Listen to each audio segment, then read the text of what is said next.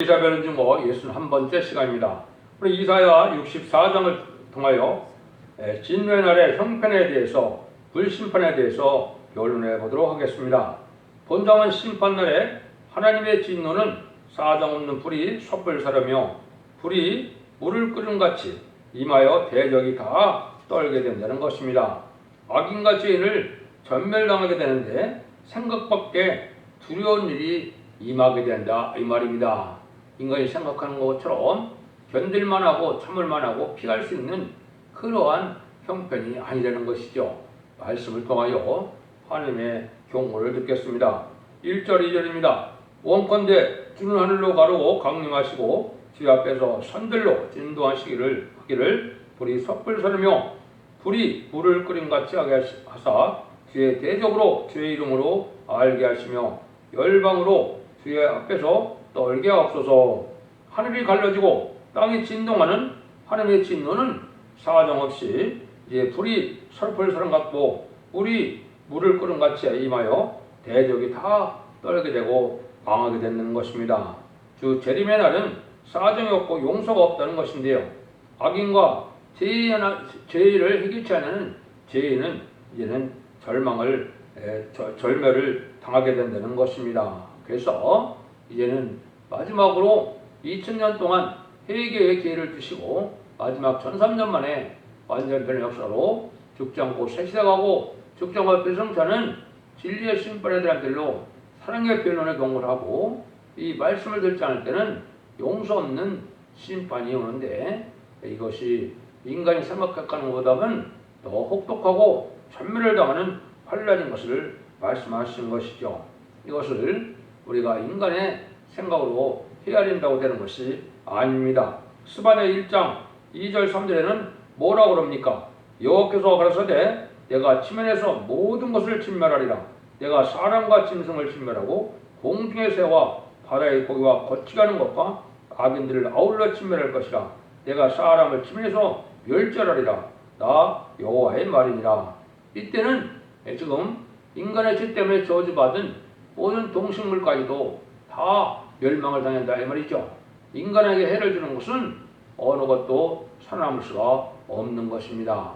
그래서 인간에게도 회개치 않은 이런 악인과 죄인은 전멸시켜서 새로운 에덴 동산에 축복을 주고 나시는 것인데 거룩한 씨 만남에서 축복을 주시기 때문에 참으로 회개치 않은 자들은 멸망을 당할 수밖에 없는 때다 이 말입니다.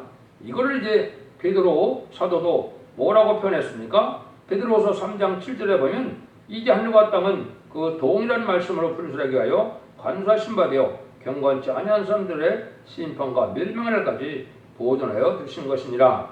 동일한 말씀이라고 했는데 이거는 이제 노아 때 물심판을 받았던 것과 똑같다 이 말입니다. 물심판을 받을 때도 방주의 탄자에는 다 전멸을 당했죠. 그런 거나 마찬가지로 인간으로의 불심판 때도 이제는 절대적인 하나님의 말씀대로 되어지는데 이게 회개의 기회를 주는데도 또 돌아올 기회를 주는데도 회개치 않는 자들은 전멸을 당한다. 그래서 이 세상은 마치 뭐 같다 그런 거예요? 말씀으로 분수에 구하여 간수된 방과 같자. 그렇죠? 심판과 멸망의 날이 있다 이 말이죠. 이것이 이제 전삼전만에 구원의 역사가 있고 후삼전만에 짐승의 표를 받는 그러한 기간이 있고 짐승의 표를 받는 자는 심판의 대상자, 멸망의 대상자가 돼서 30일의 대접재앙과 40일의 아마겟돈 전쟁에도 전멸을 당하게 된다 이 말입니다. 이것이 이제 현실적으로 눈앞에다 본 시제머리가 살고 있거든요. 이제는 전삼년만에 들어갈 날이 심히 임박한 시제머리가 살고 있는 것입니다. 이걸 여러분이 엄중한 경고의 말씀으로 이게 들어야 될 때가 온 것이죠. 그런데 이게 관심이 없고 신앙심을 자들은 도적같이 온다 그랬죠. 베드로후서 3장 10절에 보면 그러나 주의 날이 도적같이 오리니 그날에는 하늘이 큰 소리로 떠나가고 체질이 뜨거운 불에 풀어지고 땅과 그 중에 있는 모든 일이 드러나리로다. 이거는 이제 시온의 무리에 속하지 않은 자들은 도적같이 온다. 시온의 무리는 때를 알고 분별해서 신앙 준비를 하기 때문에 신부단장을 하기 때문에 때를 짐작하겠죠. 그 신부단장을 하지 못하는 이 어리석은 자들은 때를 알지 못하고 도적같이 오는 그 주님의 날에 멸망을 당할 수밖에 없다 이런 얘기죠. 이것이 이제 나중에는 이제 그 핵무기까지 터질 것을 얘기하는데 아마겟돈 땐 핵무기도 터지는데요. 그게 이사야 33장 11절 12절에 보시면 이렇게 예언이 되어 있습니다. 너희가 결을 잉태하고 짓불에 다닐 것이며 너희 호흡은 불이 되어 너희를 삼킬 것이며 민족들은 불에 굽는 햇돌 같겠고 배에서 불에 사르는 가시나무 같으리로다. 호흡이 불이 된다. 핵계가 핵무기가 터지니까 온 세상에 불이 되죠. 그래서 민족들은 불에 굽는 햇돌과 같다. 이렇게 살아남을 수가 없다는 것이요. 그래서 이거는 인간이 견딜만 하고 피할 만한 그러한 심판의 불이 아니라 이 말입니다. 그래서 전멸시키는 이러한 때가 오기 때문에 여러분들은 이제 하나님 앞에 말씀 앞에 이제 회개하고 돌아와서 말씀을 지켜 행하는 삶이 되므로 거룩하고 이제는 복된 종들이 되어서 이제는 자손만대의 축복을 누릴 수 있는 거룩한 씨의 삶이 되어야만 된다 이 말입니다. 삶의 변화가 없고 심령의 통화가 없고 몸의 변화가 없는 자들은 살아날 수가 없다는 것이죠. 하나님의 주시는 은혜를 받아야만 될 때가 됐는데요. 3절에서 7절입니다. 주께서 강림하사 우리의 생각밖에 두려운 일을 행하시던 그때 산들이 주의 앞에서 진동하였사오며 주의 자기를 악망하는 자를 위하여 이런 일을 행한 신을 예로부터 들은 자도 없고 기록된 자도 없고 누를 본 자도 없나이다. 주께서 기쁘게 의를 행하는 자와 주의 길에서 주를 기억하는 자를 선대하시거늘 우리가 범죄함으로 우리 주께서 진노하셨사오며 이 현상이 이미 오래 싸우니 우리가 어찌 구원을 얻을 수 있사오리까. 대저 우리는 다 부정한 자 같아서 우리의 의는 다 더러운 옷 같아서 우리는 다 세폐함이 입새이 같으므로 우리가 제약이 바람같이 우리를 몰아가니이다. 주의 이름을 부르는 자가 없으며 스스로 분발하여 주를 붙잡는 자가 없사오니 이런 주께서 우리에게 얼굴을 숨기시며 우리의 제약을 인하여 우리를 소멸되게 하셨음이니이다. 인간 종말에는 이제 인간들이 이제 생각밖에 두려운 일이 올 때 이때 살아나는 사람들을 말씀하시죠. 주님을 악망하고 주님께서 이제 좋아하시는 의를 행하는 자 이런 자는 선대한다 이 말이죠. 기쁘게 주의를 부흥케 하는 자들은 복을 받게 되지만 세상에 속하되어 음란부패 사치 타락하고 땅의 소망을 둔 들푸도 기독교인들은 망하게 된다 이 말입니다. 그래서 하나님을 살리고 남을 살리고 나는 완전한 이된 동산에 축복을 주고요. 왕국과에 동참하는 자들이 의를 향하는 자들이고 하나님을 기쁘게 하는 자들이죠.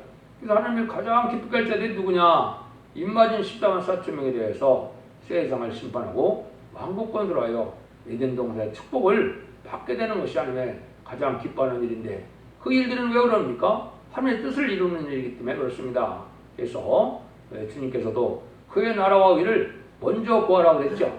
이게 이제 그리스도의 나라, 성대 나라가 올 때가 됐는데 그 나라를 왕국권들을 하는 그 사명자가 가장 하나님을 기쁘게 하는 일들이고 그 자들이 가장 복을 받을 자들인데 이런 자들에는 이제 멸망을 당한다 이 말이죠. 왜 이때는 사정이 있는 것이 아니고 용서, 긍휼이 있는 것이 아니고 피할 수 있는 것이 아니기 때문에 하나님의 그러니까 자비 속에 하나님의 절대적인 보호와 인도 속에 들어가지 않으면 멸망할 수밖에 없다는 것이죠. 그래서 인간이 의를 행한다 하더라도 인간의 의는 다 더러운 옷과 같다 그랬죠. 십자가의 의인에게 거룩해져야 되는데 죄악에 물든 세상은 그렇지 못한다 이 말이죠. 이것은 이제 한마디로 원자자 문제를 다 해결받아야 된다. 내 인간이 거룩하고 깨끗해지는 것은 말씀과 기도로 된다고 했는데 결국은 하나님의 성령의 역사가 없으면 깨끗해질 수가 없는 것이죠. 그래서 거룩해지는 삶을 살아서 성령 충만함을 이뤄야 되는데 인간 영혼의 성령은 뭐라고 그랬습니까? 남종과 여종에 부어주는 7명의 역사하고 심판의 불, 소멸의 불 이러한 불을 많이 받아야 이 마귀가 이 세상에 불태웠을 때 하나님의 불이 승리하니까 우리가 이제는 용사가 돼서 살아남을 수 있다 이 말입니다. 그런데 그러면 이제 주님을 기쁘게 하고 이러한 자가 산다 그러는데 어떤 자들이 이런 망하겠습니까?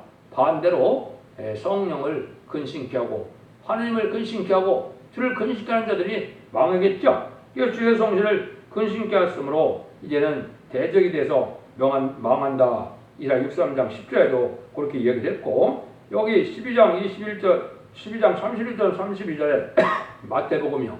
여기도 보면 주님이 뭐라고 합니까?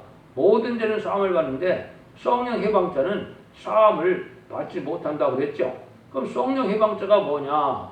하나님의 시대적인 사명자를 들었을 때 하나님의 신의 역사로 성령으로 완전히 변하게 해서 말씀의 경고를 했는데 그걸 이단시하고 그걸 멸시하고 그걸 대적한다면 성령을 해방하는 자가 되겠죠. 이것은 용서받지 못한다 이 말입니다. 그래서 이 시대에는 참된 진리의 말씀을 전하는 말씀의 사명자에게 진리 앞에 순종하여서 원죄와 자범죄를 해결받는 것이 중요하다. 망할 자들은 다 예언서 어떻게 된다 그랬습니까? 예언하지 말라, 선견하지 말라, 듣기 싫다. 예언의 말씀을 전할 때 듣기 싫은 자 자체가 바로 지금 뭡니까? 심판의 대상자가 되고 있다는 사실이다 이 말입니다. 이 말씀을 감상을 들어서 내가 부족을 깨닫고 죄를 해고 이제 심령에 동의하는 이런 죄를 자복하는 심령이 돼야 되는데 이거 무조건 듣기 싫다는 것은 저는 자기가 심판의 대상자가 되어 있기 때문에 듣기 싫은 거죠. 이게 바로 망할 자들이 된다 이 말입니다. 그래서 성경 예언서에 보면 이제 변론한다는 말씀이 많고 서로 변론하자. 그래서 변론에 순종하면 원죄자 문제를 해결해 줄 것이고 순종치 않으면 이제 망할 것이고 순종해야만 아름다운 소원산을 먹어서 에덴 동산의 축복을 받게 된다 이 말이거든요. 그래서 인간이 하나님께서는 이걸 6장 2절도 최종적으로 여호와께서 자기 백성들과 쟁론과 변론하실 거다 이렇게 예언을 하셨죠.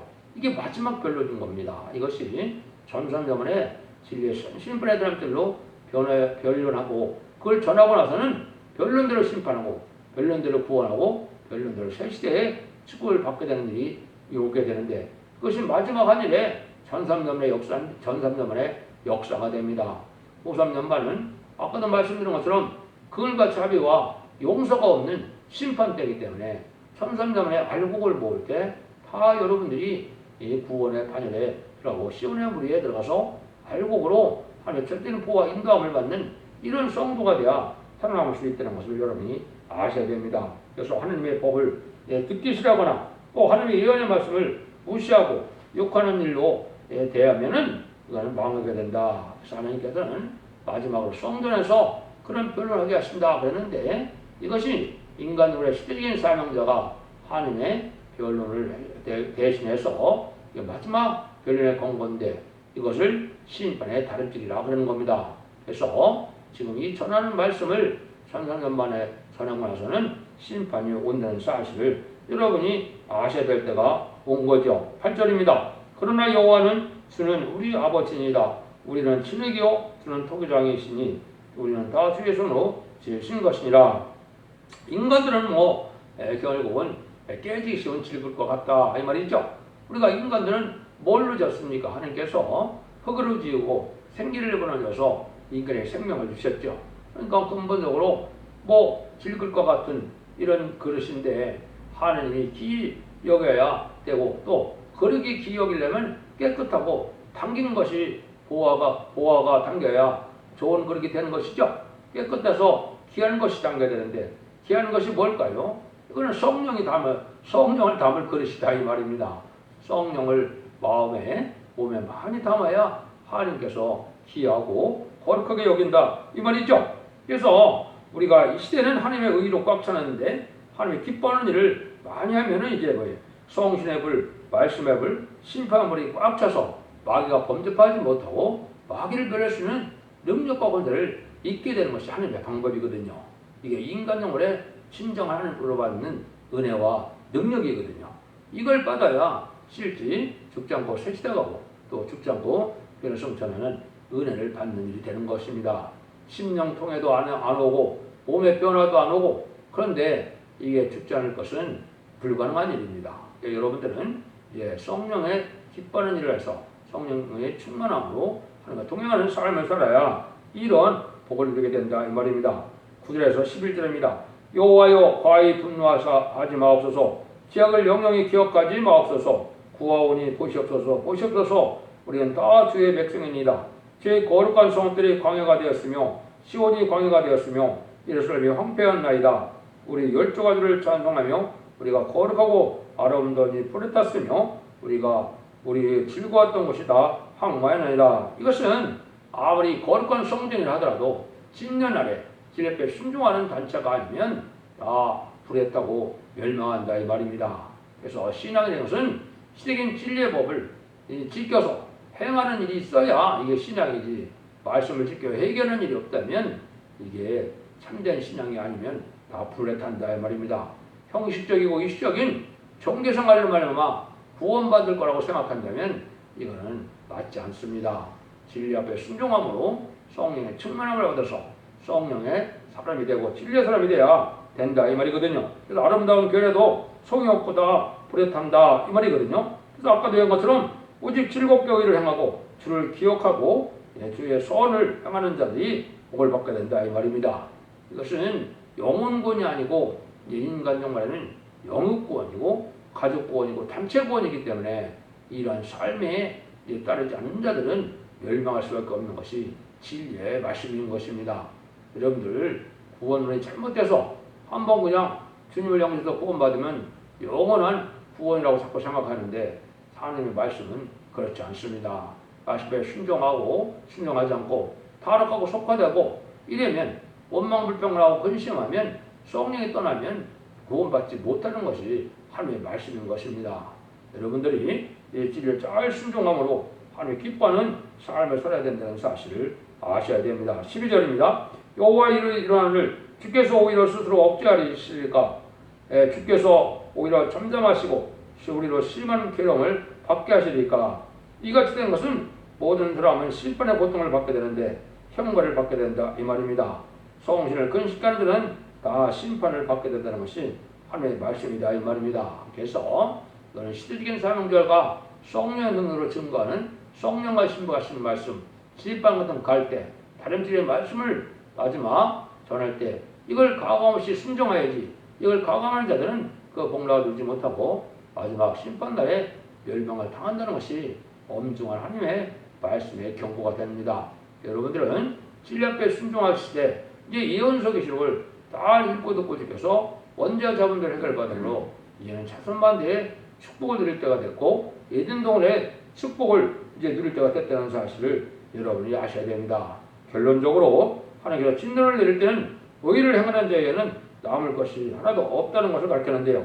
이 시대에는 진리의 심판에 대한 뜻을 다시 예언하여 경고에 변론하고 심판하는데 그 변론의 경고의 말씀을 다 듣고 순종하는 것이 이 시대의 의인데 그 의로 말미암아 왕복권들이 이루어지고 에덴 동산이 복되어서 이제는 눈물 고통 재앙이 없고 해함과 상함이 없고 부족함이 없는 사명이 없는 에덴 동산의 축복을 받게 된다는 사실을 여러분 명심하시고 진리에 순종하여 이 시대에 사랑의 방주, 은혜의 방주, 구원의 방주인 첫대계의 변론의 역사에 순종함으로 이 시대의 방주를 다시는 여러분들에 대해서 사선 만대의 축복을 누리는 복된 종들과 성도님들이 다 되시기를 예수님으로 간절히 축원드립니다. 아멘.